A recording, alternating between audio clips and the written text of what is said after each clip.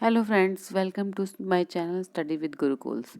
And आज हम पढ़ने जा रहे हैं अबाउट हर्ज़बर्ग्स मोटिवेशन थ्योरी, जो कि 2 फैक्टर थ्योरी के नाम से प्रसिद्ध है। तो चलिए पढ़ते हैं अबाउट हर्ज़बर्ग मोटिवेशन थ्योरी। क्या है ये थ्योरी? ये थ्योरी जो है फ्रेडरिक हेर्ज़बर्ग ने डेवलप करी थी इन ईयर 1959। एंड उन्होंने ये थ्योरी कैसे डेवलप करी? He develop this theory by interviewing over 200 professionals. And इसमें सबसे इम्पॉर्टेंट बात जो ध्यान रखने की है, ये उन लोगों पे रिसर्च की गई थी कि और उस वक्त की गई थी जब वो प्रोफेशनल्स अपनी जॉब से या तो बहुत ज़्यादा खुश थे या बहुत ज़्यादा उदास थे। क्या है ये 2 factor theory? Herzberg's theory of motivation tries to get to the root of the motivation. जब हम ये 2 फैक्टर थ्योरी पढ़ते हैं तो हमें मोटिवेशन की जड़ का पता चलता है कि ऐसे क्या कारण होते हैं जिससे कि लोग अपना बेस्ट परफॉर्मेंस देते हैं और कैसे जो है टीम मैनेजर्स जो है अपने एम्प्लॉयज़ से बेस्ट परफॉर्मेंस निकलवा सकते हैं। सो ये 2 फैक्टर्स क्या है हर्ज़बर्ग की थ्योरी में? 2 मेन फैक्टर्स है जो है। First one is the motivating factor and other one is the hygienic factor. Motivating factors क्या होते हैं? वो फैक्टर्स जो कि एक एम्प्लॉय को हार्ड वर्क करने के लिए प्रेरित करते हैं और जो कि एक्चुअल जॉब में पाए जाते हैं। एंड हाइजीन फैक्टर्स वो होते हैं जिनके ना होने से एम्प्लॉय हार्डवर्क कम करता है, उनको बोलते हैं हाइजीन फैक्टर्स। एंड ये जो फैक्टर्स होते हैं वो एक्चुअल जॉब में नहीं होते, बट उनके जॉब के इर्द गिर्द होते हैं, सराउंडिंग होते हैं। जैसे कि वर्किंग एनवायरनमेंट हो गया, वो एक हाइजीन फैक्टर है। नाउ लेट्स सी, ये हर्ज़बर्ग 2 फैक्टर थ्योरी में मेनली 2 फैक्टर्स है। One is the motivating factor which increase the employees job satisfaction, another one is the poor hygiene factor जो कि डिक्रीज कर सकता है एक एम्प्लॉय की जॉब सेटिस्फैक्शन को। तो क्या है मोटिवेटर्स? मोटिवेटिंग फैक्टर्स जैसे कि achievement, recognition, the work itself, responsibility, advancement, growth. और क्या आते हैं हाइजीन फैक्टर्स में? जैसे कि मैंने ये बताया कि ये जो हाइजीन फैक्टर्स होते हैं ये जॉब में ना होके उसके इर्द गिर्द या सराउंडिंग में होते हैं। जैसे कि company policies, supervision, relationship, working conditions, remuneration, salary and security. So let's discuss all these factors one by one. Motivating factors. Motivating factors में क्या आते हैं? मोटिवेटिंग फैक्टर्स में आते हैं achievement.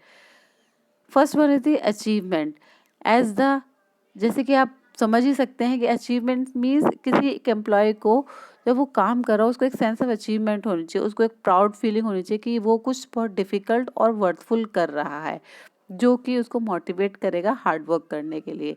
Next one is the recognition. उसको हर एक इंसान को एक फेम की भूख होती है कि उसको प्रेज मिले, रिकग्निशन मिले फॉर देयर सक्सेसेस।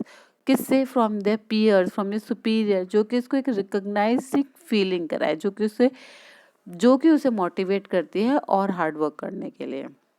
जब कोई बॉस अपने जूनियर को या अपने एम्प्लॉय को शाबाशी देता है, उसको रिकग्निशन देता है उसके काम की, तो वो एम्प्लॉय जो है और ज़्यादा हार्ड वर्क करता है। And the third one is the work itself. जब कोई भी काम एक इंटरेस्टिंग होती है, वेरिड होता है ना, डिफरेंट तरीके से कर सकते हैं, उसको चैलेंजेस मिलते हैं उसमें, तो वो वर्क करने में एक इंसान को और मज़े आते हैं और वो हार्ड वर्क करना पसंद करता है। Next one is the responsibility. जब एक एम्प्लॉय को एक फीलिंग होती है ये मेरा काम है, उसको ओन वर्क लगता है, तब उसको और रिस्पॉन्सिबिलिटी आती है अपने काम करने के लिए, और वो due to the responsibility he works hard.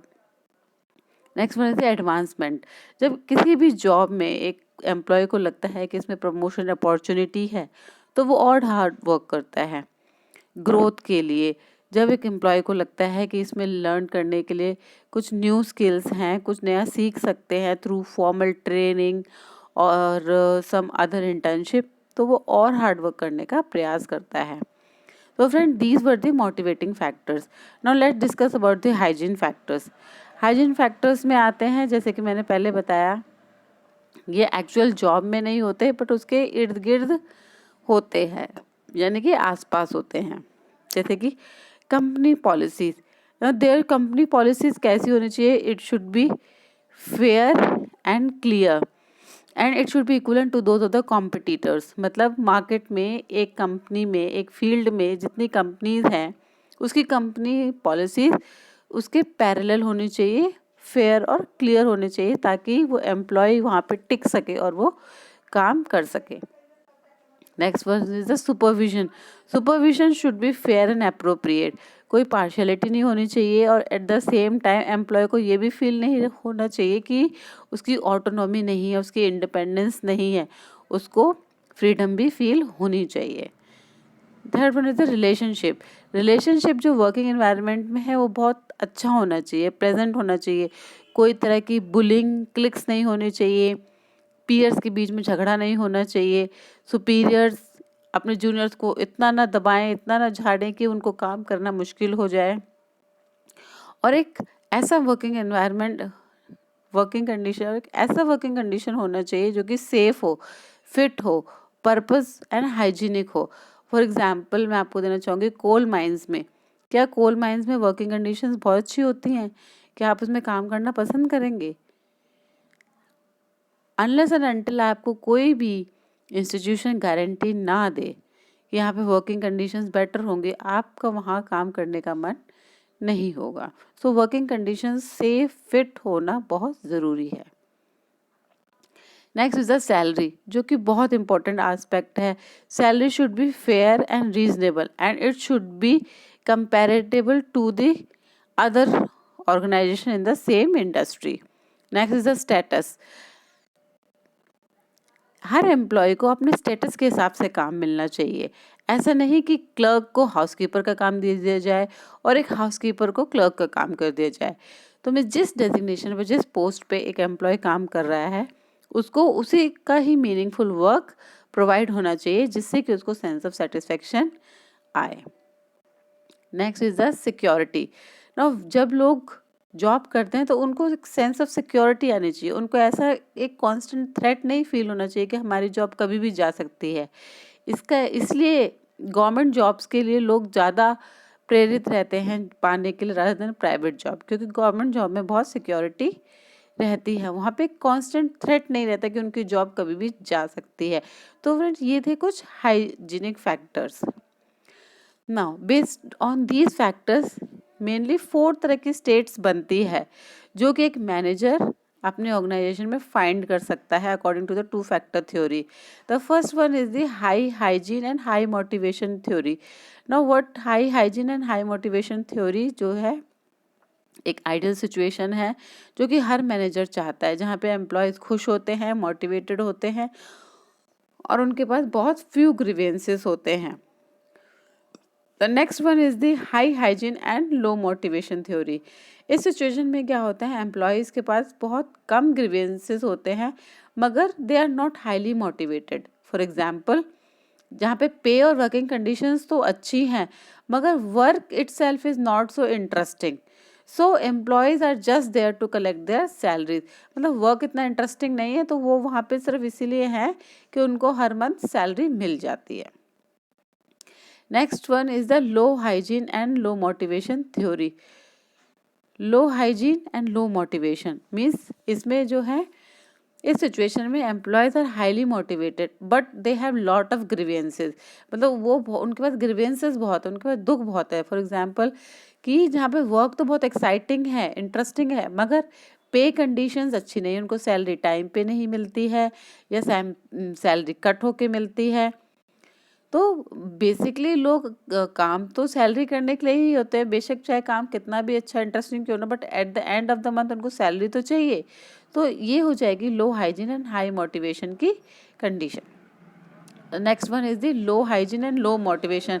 It is obviously a bad situation for a organization और the team to find itself, क्योंकि यहाँ पे एम्प्लॉयज़ ना तो मोटिवेटेड है, ना उनके हाइजीन फैक्टर्स हैं up to the scratch. For example, ना तो जॉब अच्छी है और ना ही काम इतना इंटरेस्टिंग है, तो obviously it will become the bad situation. ना how to use this model, आप इस मॉडल को कैसे यूज़ कर सकते हैं। आप इस मॉडल को इसका एप्लीकेशन ऐसे कर सकते हैं कि अपनी टीम को मोटिवेटिंग बनाने के लिए, उनकी प्रोडक्टिविटी इंक्रीज करने के लिए आपको क्या करना होगा, you have to eliminate the job hygiene stressors and boost the job satisfaction. और आप ये कैसे करेंगे? ना how to eliminate the hygiene stressors, आप अपने कैसे हाइजीन जो स्ट्रेसर्स हैं उनको कैसे डिलीट करेंगे। फॉर एग्जाम्पल, रेक्टिफाइंग द पेटी एंड ब्यूरोक्रेटिक कंपनी पॉलिसीज, जो चीप कंपनी पॉलिसीज होती हैं उनको आप रेक्टिफाई करिए, उनको पहचानिए और उसको एम्प्लॉय फेवरेबल बनाइए। और आप ऐसी टीम बनाइए जिसमें कि हर एम्प्लॉय को ऐसा लगे कि वो सपोर्टेड है और कोई माइक्रो मैनेजमेंट नहीं हो रहा, मीन्स किसी तरह की पॉलिटिक्स नहीं हो रही है। और जो लीडरशिप है, it should B of democratic style, mean जिसमें सबका इन्वॉल्वमेंट हो। डिक्टोरियल या हिटलर टाइप वाली लीडरशिप नहीं होनी चाहिए। Now next is ensure the day to day working culture is supportive, आपका वर्किंग कल्चर सपोर्टिव हो, वहाँ पे बुलिंग ना हो, टीजिंग ना हो और सबको इक्वली ट्रीट किया जाए रिस्पेक्ट के साथ। Next is ensure the salaries are competitive within the industry, salary जो कि कॉम्पिटिटिव होनी चाहिए, जिस डेजिग्नेशन के लिए, जिस पोस्ट पर जितनी सैलरी मिलनी चाहिए उतनी होनी चाहिए। Next is the how to boost job satisfaction, आप किसी का जॉब सेटिस्फैक्शन फैक्टर कैसे बूस्ट करेंगे। द फर्स्ट वन इज द जॉब एनरिचमेंट, आप जॉब एनरिचमेंट लाइए। कैसे आप जॉब एनरिचमेंट लाएंगे? By putting the challenges and complex task into the work, क्योंकि जब हम चैलेंजिंग और कॉम्प्लेक्स टास्क डालते हैं तो जॉब और इंटरेस्टिंग बन जाती है, which gives the job satisfaction.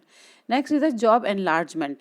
Job enlargement means team members में वैरायटी ऑफ टास्क दीजिए, तरह तरह के टास्क दीजिए ताकि जॉब इंटरेस्टिंग हो और जो कि जॉब सेटिस्फैक्शन को बूस्ट अप करे। ना इसका मतलब ये नहीं है, जॉब एनरिचमेंट का मतलब, जॉब एनलार्जमेंट का मतलब कि आप इसको डिफ़िकल्ट बना दें, बट आप इसको इंटरेस्टिंग और चैलेंजिंग बनाएं। नेक्स्ट इज एम्प्लॉय एम्पावरमेंट, हर एम्प्लॉय को फील होना चाहिए कि वो एम्पावर्ड है, वो ग्रो कर रहा है, उसकी रिस्पॉन्सिबिलिटी इंक्रीज़ करिए, उसको और डेलीगेट करिए रिस्पॉन्सिबिलिटी, ताकि उसको एक ऑनरशिप जैसी फीलिंग आए एंड उसकी एक अमाउंट ऑफ रिस्पॉन्सिबिलिटी वो इंक्रीज़ होगी, जिससे कि उसकी प्रोडक्टिविटी भी इंक्रीज़ होगी। Now there are some limitations of the theory. Herzberg motivation के कुछ limitations भी थे, जैसे कि it was only applied on the white collar workers. ये सिर्फ वाइट कॉलर जॉब्स पे ही अप्लाई की दी गई थी, उसी पे ही रिसर्च की गई थी। और ये रिसर्च करते वक्त उन्होंने ये ध्यान नहीं दिया कि ये जो सिचुएशन और परसेप्शंस का इसमें कोई रोल है कि नहीं है। फॉर एग्जांपल, एक किसी इंसान को पैसे की बहुत ज़रूरत है तो उसको कोई फ़र्क नहीं पड़ेगा उसको कैसी जॉब मिल रही है, क्या जॉब नहीं मिल रही है, उसको बस कमाने से मतलब है, तो वो कोई भी जॉब करेगा। तो वहाँ पे मोटिवेशन फैक्टर्स अलग हो जाएंगे। Next is the theory focuses mainly on improving the employee satisfaction that does not translate into the increasing the productivity. ये थ्योरी रिवॉल्व करती है अराउंड द एम्प्लॉय सेटिस्फैक्शन, जो कि नेसेसरी नहीं है, जिससे कि उसकी प्रोडक्टिविटी भी इंक्रीज हो, मतलब ऑर्गेनाइजेशन की प्रोडक्टिविटी इंक्रीज हो। तो सारी की सारी जो थ्योरी है वो रिवॉल्व की है around the employee satisfaction, whether employee satisfied है जॉब से या नहीं है। Next is there is no objective way to measure the employee satisfaction with the theory. इसमें कोई भी ऑब्जेक्टिव वे नहीं है जिससे कि एम्प्लॉय सेटिस्फैक्शन हम पता कर पाएँ। तो friends, this was about the Herzberg motivation theory. Hope आपको समझ में आई होगी। अगर आपको समझ में आई है तो प्लीज़ मुझे कमेंट बॉक्स में कमेंट करके बताइए और मेरा चैनल सब्सक्राइब करिए और शेयर करिए और मेरे साथ बने रहिए till my next video. Thank you.